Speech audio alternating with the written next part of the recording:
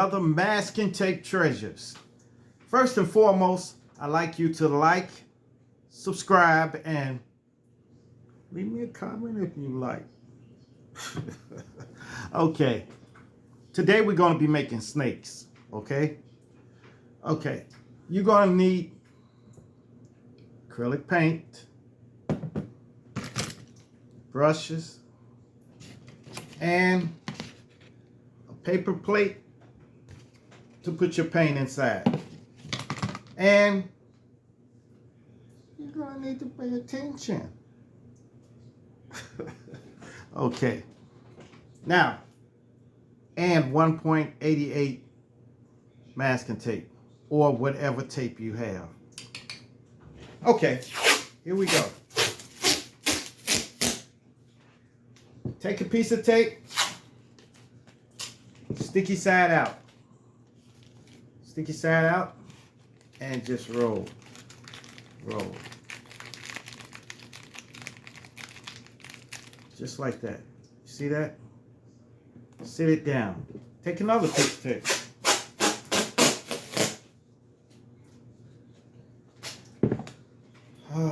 I've made big pythons and stuff. Everybody liked those.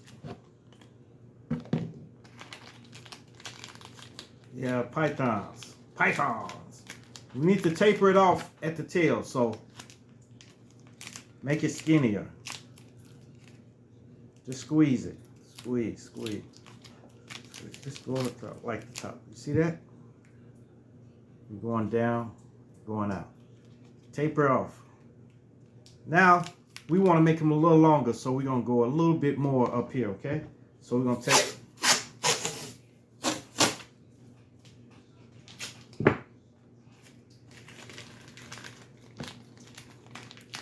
Put it right up under here.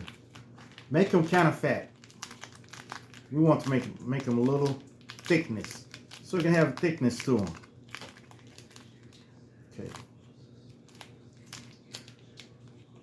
All right, and a little more.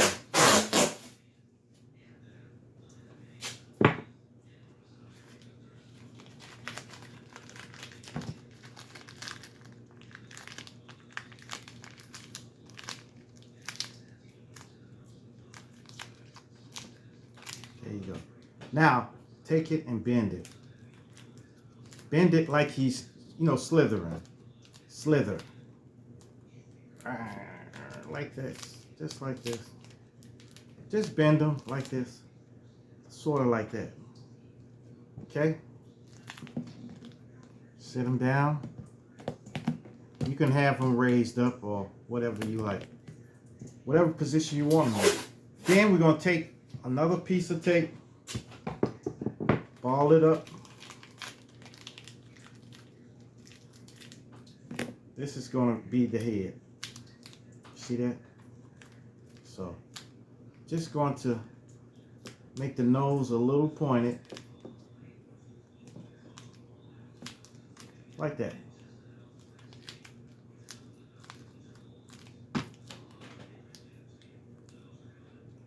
There you go. See?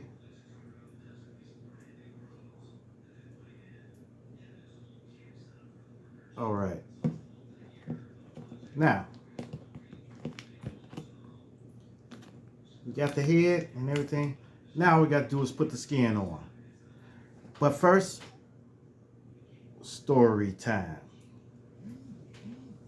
This story time is, well, it's about what happened to my eye.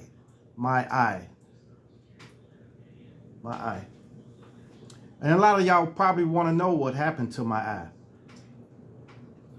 This happened in 2006 or 7. It was one of those two. 6 or 7. 2006 or 7. So I got to work that day. And the work day was very hectic. Keep in mind, I worked at a hotel and I was manager, okay? So I was everywhere, all over. Then somebody did something, and I forgot what he did, but we were after the guy. So I was running up the parking garage, running up in the top to the top of the parking garage, running down, running back up, running back down, running around, looking. And when I got to the top, all of a sudden, I could see a dot, just a perfect circle, perfect black dot. So I went back inside, and I went and helped the front desk attendant. With checking in a couple of people and stuff like that. So, and then I kept seeing a dot. I thought it was a fly. So I just did like this. I said, man, what is that? So then finally I started looking at the dot. It was just a perfect circle, a little tiny circle, perfect circle. It was perfectly black. So I started wondering, I started thinking, I said, what would cause a black dot in your eye? So I went to the bathroom and looked in the mirror, and I couldn't see a dot or anything. So I thought maybe my mind is tripping. Maybe I'm tripping, So I finished, was on the computer. And there this black dot is again. It appeared. And it moved every time I looked. So every time I looked, it moved with me. So finally, I said, man. So I was on the computer already. So I looked up a black dot in your field of vision. And it came back with bad news. It came back saying a detached retina. Detached retina. So, knowing this, I still worked the whole shift out. Keep in mind, I worked the midnight shift. So I didn't get off until 8 in the morning.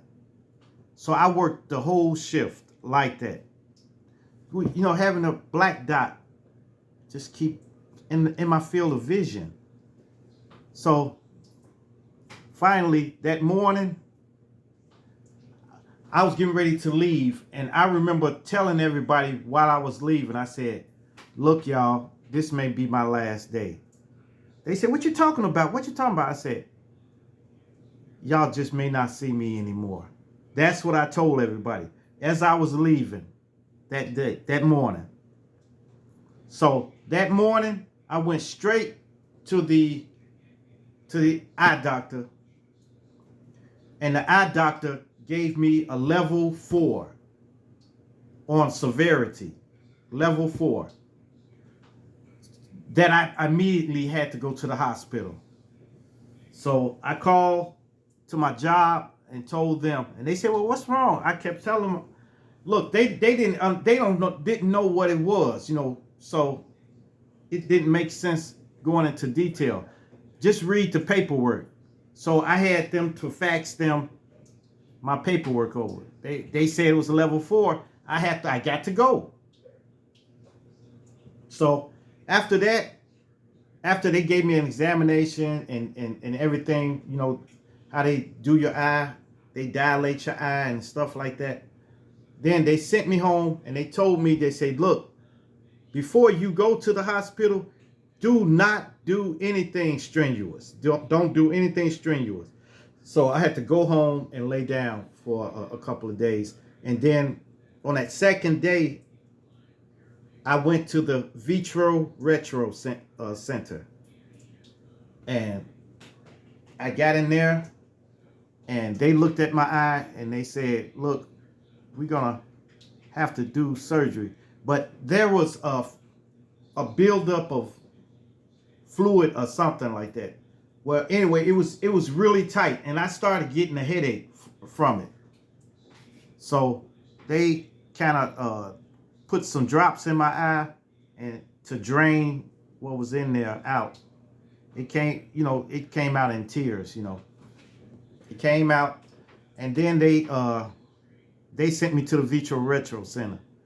So the Vitro Retro Center, in turn, after they stabilized everything,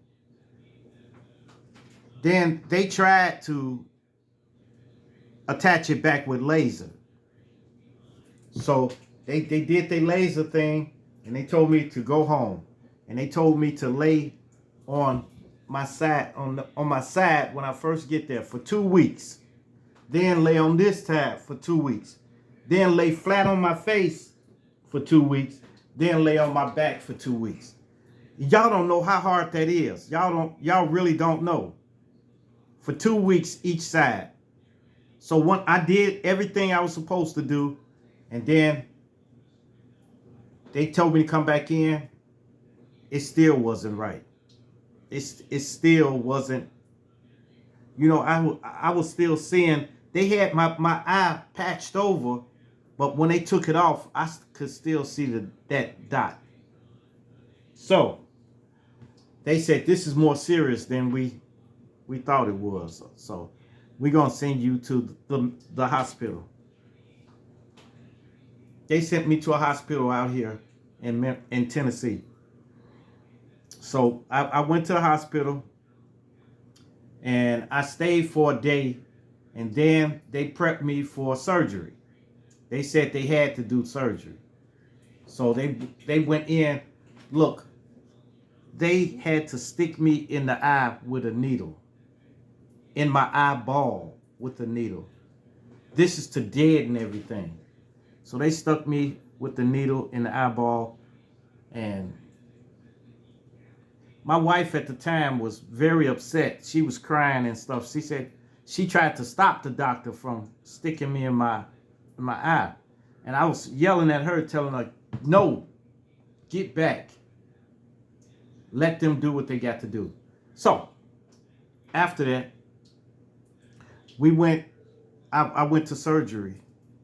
And I remember before they put me under, I was laying there, and they just put the gas on my nose, and I was drifting off sleep. I went to sleep. Then I woke up right in the middle while they was working on my eye. And all I could see was light. You know, like, it looked like light, but you know how a light bulb, if somebody just moving their hands over it, that's what it looked like. A light bulb and somebody moving their hand around. So I was trying to tell them I'm woke, but I didn't know they had this tube down my throat, you know, for me to breathe through. I didn't know that. So I was telling them, and I was trying to tell them I'm woke. And a nurse came over there to me, and she said, are you woke? I'm like, and I was getting mad. And then I started moving my arms. Then that really got them. They said, put more gas on them. Put them back to sleep. And they put more gas on me, and they took me out. Okay, then I woke up. I was in a recovery room. My eye was patched up, and I was in a recovery room. So after that, they came to get me. They said if I can't stay woke, for some reason, I don't think my body takes to anesthesia, the stuff that they put you to sleep with. My body takes it real bad. So they was telling me if I can't stay woke, then I'm going to have to stay that night. So I was struggling real bad to get myself up, to stay woke. So once I was able to get there, I told them get a wheelchair. They got a wheelchair, and they wheeled me down the stairs out to the parking lot. The car was out there, and I got in there. It was my son, my nephew, and you know all of us was in there. So they drove me home, but I had to keep my head down. So they had a pillow, and I put the pillow on the dashboard and put my head on it. So on the way home, I was knocked out. I don't even know if they stopped anywhere or what. But anyway, when I woke up again, we were in the driveway of my house. And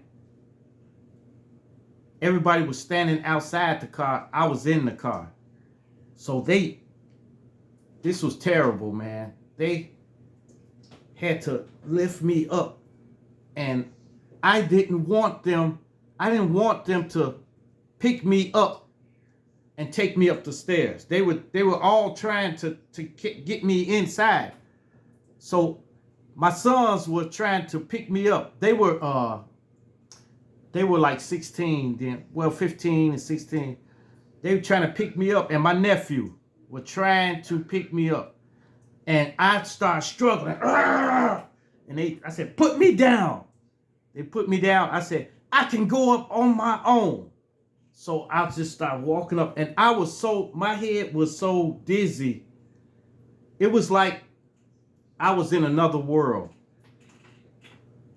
But I made it up those stairs. And I made it almost to the bedroom. Then I collapsed. I don't remember anything. Anything. So I woke up. I was face down in the bed. And I remembered that I had to stay down. So I was like this. So I had to stay in that position for 2 weeks. So I had to keep my head down. So finally, I slept for 2 days. And they told me they fed me soup and everything. And I don't even remember, So after that, I was able to get up on unsteady legs and go into the kitchen with my head down. So I went in the kitchen and they fixed me a plate, and I started eating, and boom, I went straight to sleep in the plate. So it was terrible. So after all of that, I had to, after 2 weeks of laying on my face, I had to lay on my side, which was better, but you would get tired of laying on one side all the time. And I know most people, when you sleep on your back, then you roll over on your side, you roll on this side, sometimes you sleep on your stomach. That's normal. So it was very hard for me. So after going through all of this for like a month, switching positions and doing everything, I finally went back to the hospital to get checked. They noticed that, because I was getting headaches again, and they said pressure was building in my eye again. So it was so intense. It was so bad. It was terrible. It was like, it felt like my head was getting ready to blow off. And I went to the hospital. I said, doctor, you got to do something. I'm telling you, you got to do something. So he took a needle and stuck it in my eye, and fluid shot out the other side. It was like a juice box. Once you stick that straw in there, that stuff will shoot out. The fluid shot out, and then he stopped, and boom, instantly, headache gone, everything. So I went back home, and I had an appointment with the doctor. I had to come back in a couple of weeks. So I went home, and everything was okay. So I had to put my head down like this, again. So I did that, and then I went back to the doctor. Pressure again in my eye. So they told me I got glaucoma caused by surgery. So I said, oh my goodness. So after that, I had to go to another doctor who told me my tear ducts was inflamed. So he stuck something down in there. It was like a drill. He did that, and then tears started coming out. So I guess that was okay. So After that, they told me I had to have another surgery. This is, keep in mind, this is 2. This is number 2. I had to have another surgery. So they came to me, and I was kind of leery about doing it, but I did it anyway. They went inside and they took my lens out. Unbeknownst to me, I didn't know they were taking my lens out. So after the surgery, I had a patch on my eye. And they said, and when they took it off, they said, asked me to read, some letters up there. And I read all of them. And I noticed that I could see real good out the eye. I can see. And I said, man, I can see now. I can see. I'm good, He said, okay, well, do this and that and do this and that. If you have any problems with it, So then I went back home and start resuming everything is normal. But keep in mind, I've been off work for months at a time. This was really putting a strain on my family and me. Because, I'm the provider. I'm mostly the provider. So it was putting a strain on me and my family. So finally, I went back to work. And I had to, every now and then, put my head down, just to make sure everything gets in place. But I want to say a couple of weeks after that, the pain started again. My head was about to explode. It was just boom, boom, boom, boom, boom, boom, boom. I was taking ibuprofen, and I don't take medicine, period. But it got so bad, I had to take it. And I was taking the highest ones they had. And it numbed the pain for a minute, but it came back again.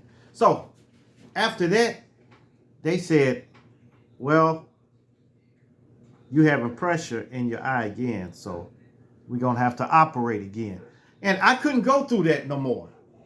I'm serious. I could not go through that.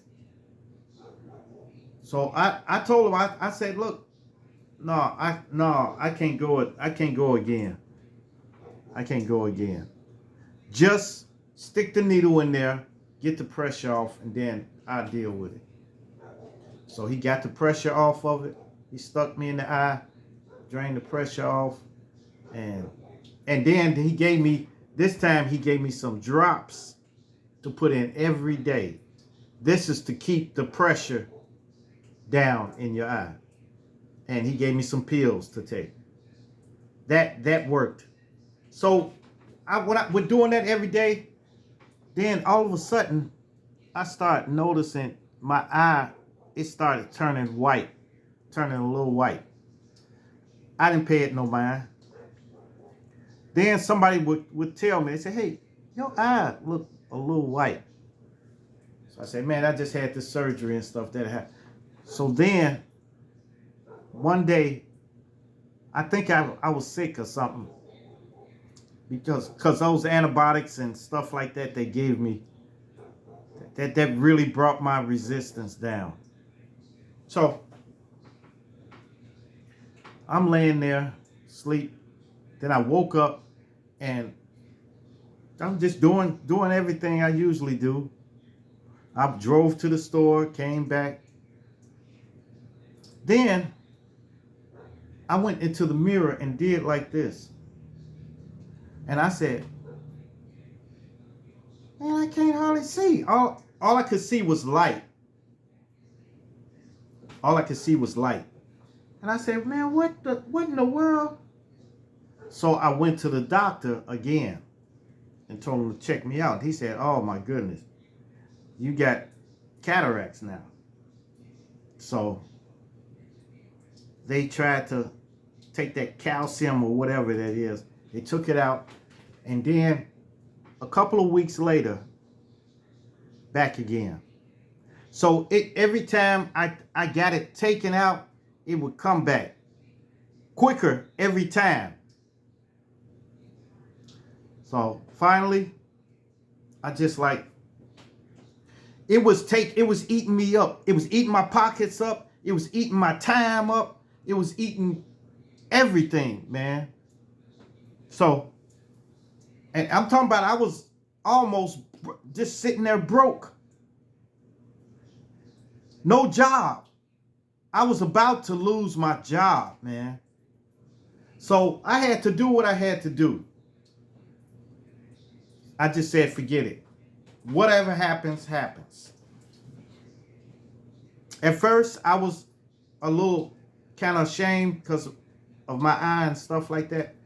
And then people, a lot of insensitive people would come to me and say, oh man, what happened to your eye? What happened to your eye? What happened to, people looking at you and stuff like that, all that stuff, they don't know what I've been through. They just don't know. So after that, I said, hey, forget it. I'm not going to let this. I started feeling like, okay, I'll never be able to do stuff again, or never be able to do what I used to do and stuff like that because of my eye.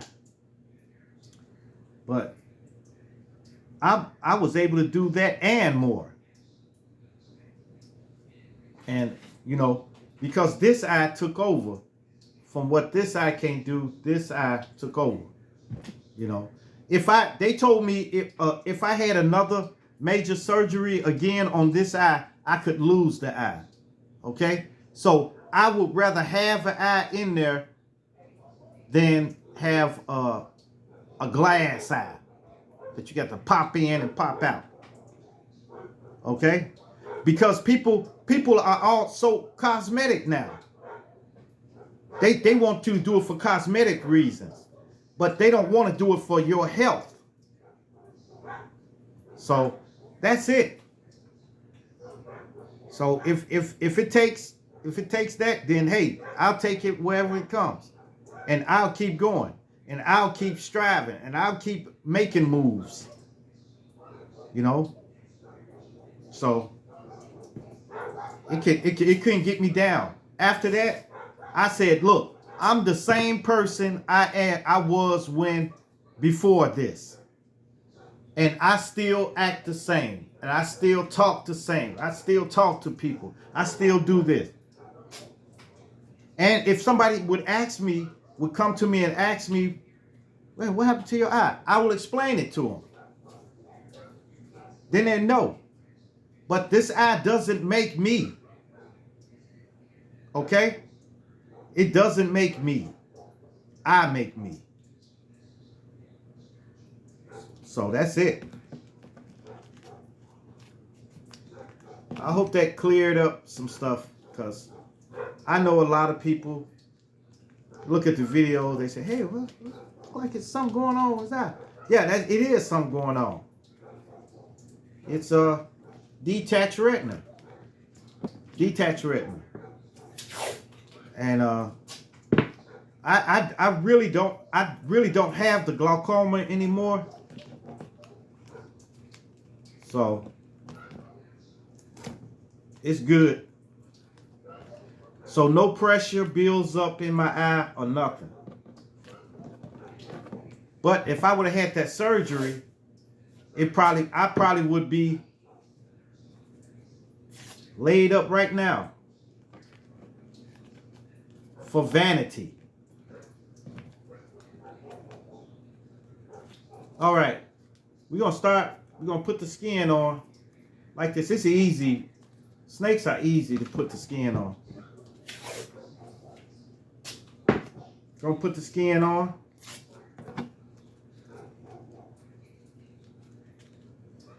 Little skin.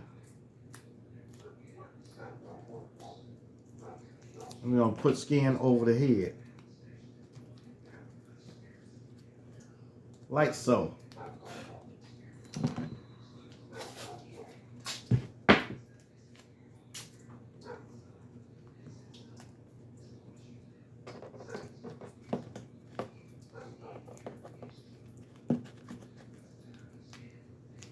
Yes, yes, yes.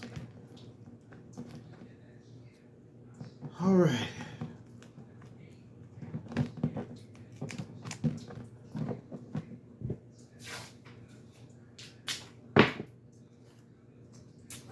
Yep. I think my next story is going to be about my new wife. You know, it's going to be about my new wife.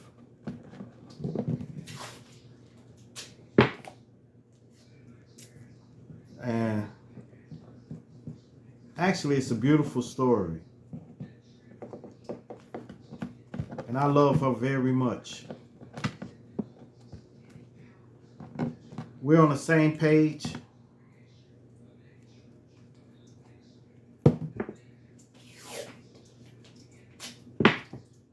We like similar stuff.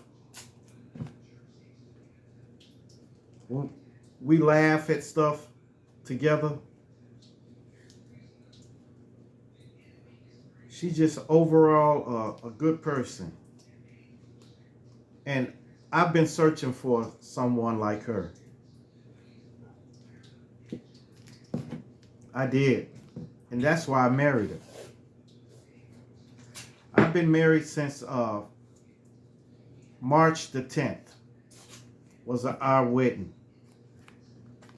March the 10th, 2022.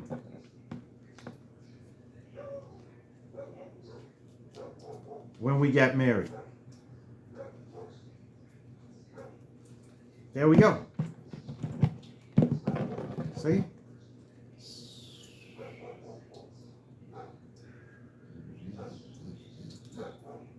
All right. Okay. Coloration. We got some white here. We got some brown and black. Okay? So, now we got to determine what color he's going to be. Now, snakes, their underbelly is usually lighter. So we're going to put this a light color, and then it's going to get darker coming to the top. Okay? So, let's get started. We'll take our paper plate.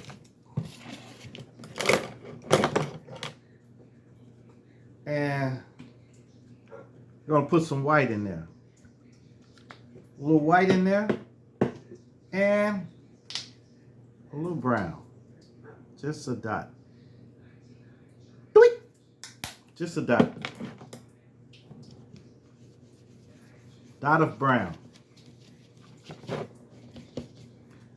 Okay, we're going to determine the bottom of the snake, which is down here. So this is the bottom. We're going to start painting the bottom. Going to paint him a milky white.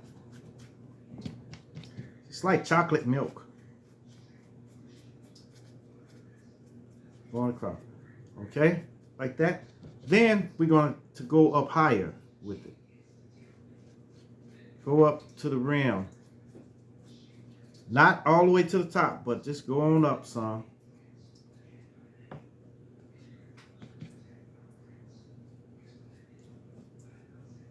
See there? We're almost finished now.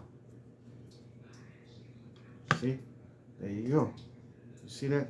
Now, here up here, we're gonna go brown, okay? So, no, we're not gonna go. We're gonna go like a brown, but we're gonna mix orange with the little blue. You know, this is my favorite. My favorite mix right here. The burnt umber.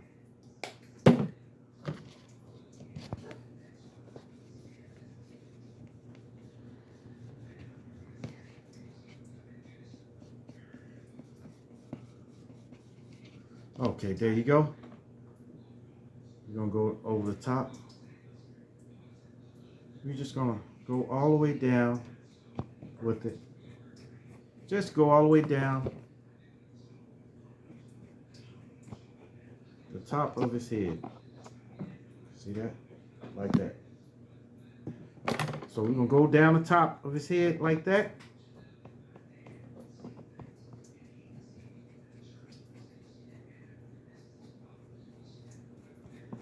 Just smooth it on there. Smooth it on. Okay, should be like this. Okay. Now, after that, we're going to get some black.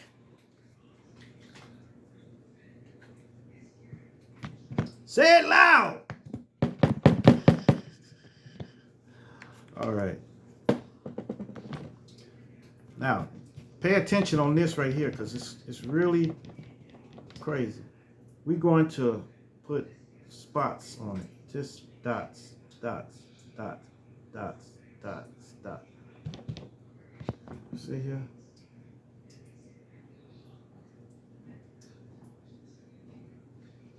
Just gonna go straight down with the dots. Then we're gonna go on this side. Let's see, can we get it? Trying not to. There we go. Just gonna go like this. Straight across. Straight across. See that? Gonna go just like that. Then we're gonna go down with the same brush. Go down the middle of his back. Go dead center. We're gonna go dead center. Top dead center. That's like with a car. Top dead center. See that? Top dead center. Straight on down. Now, take where you put those dots before and come straight across. Like with little lines. Sorry. Straight on across. Straight on down. Just bring it down a little bit. A little bit, a little bit, a little bit, a little bit, a little bit. Bring it down just a taste. Just a taste. See that? All right. Now we got it. Now, need to get an eye going. You're going to get the back of one of your brushes or take a toothpick or a nail or anything. Dip it in your black and you're going to go right there, okay? And the other one, you're going to look at that side and then go right.